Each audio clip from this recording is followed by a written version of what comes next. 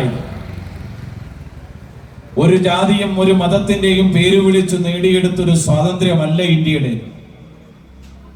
വരിക വരിക സഹചരെ സകല സമര സമയമായി കരളുറച്ചു കൈകൾ കോർത്തു കാൽനടയ്ക്ക് പോകുന്ന എന്നാണ് നാം വിളിച്ചത്.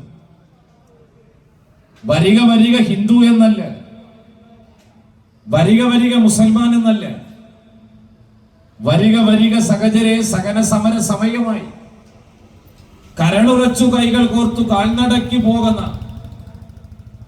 എവിടേക്കാ പോണ്ടത്? ഈ രാജ്യം ഭരിച്ചുകൊണ്ടിരിക്കുന്ന ഒരു സാമ്രാജ്യത്വ ശക്തികളുണ്ട്. ആ ശക്തികളെ മുട്ടുകൊട്ടിക്കണം, ആ ശക്തികളെ ആട്ടിയോടിക്കണം, ആ ശക്തികൾ ഈ രാജ്യത്തിന്റെ സമ്പത്ത് ഊറ്റിക്കൊണ്ടുപോവുക. ഹിന്ദുവിനെയും മുസൽമാനെയും ക്രിസ്ത്യാനിയെയും സിഖിനെയും പാസിയെയും ജൈനനെയും ജൂതനെയും മതമില്ലാത്തവരെയും അടിമകളാക്കി മാറ്റുകയാണ്.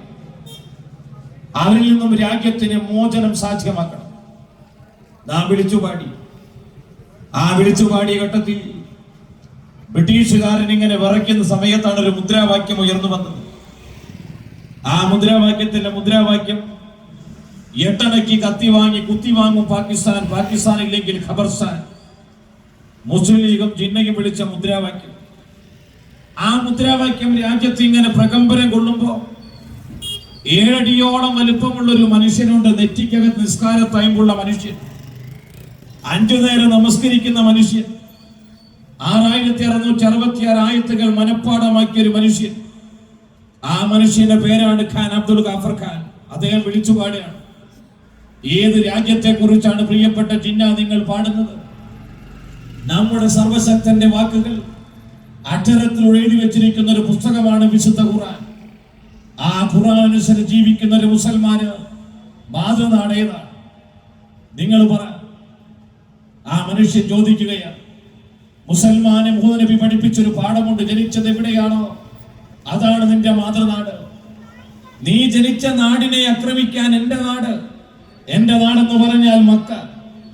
ആ മക്ക ആയുധം എടുത്തു വന്നാലും ശരി, നീ ആയുധം എടുക്കേണ്ടത് എന്റെ നാടിന് വേണ്ടിയിട്ടല്ല, മറിച്ച് നീ ജനിച്ച നാടിന് വേണ്ടിയിട്ടാണെന്ന് പഠിപ്പിച്ചത് പ്രിയപ്പെട്ട ജിന്ന നിങ്ങളോട് മറന്നുപോയോ? ഖാൻ അബ്ദുൽ ഗാഫർ ഖാൻ. 100 കണക്കിന് മുസൽമാന്മാർ രാജ്യത്തിന്റെ ഹൃദയത്തിലൂടെ മുദ്രാവാക്യം വിളിച്ചു പോകും, ഞങ്ങൾക്ക് പാകിസ്ഥാൻ വേണ്ട. ഞങ്ങളുടെ പൂർവികന്മാർ വീണ് പിടഞ്ഞു മരിച്ചൊരു നാടാണ് ഇന്ത്യ.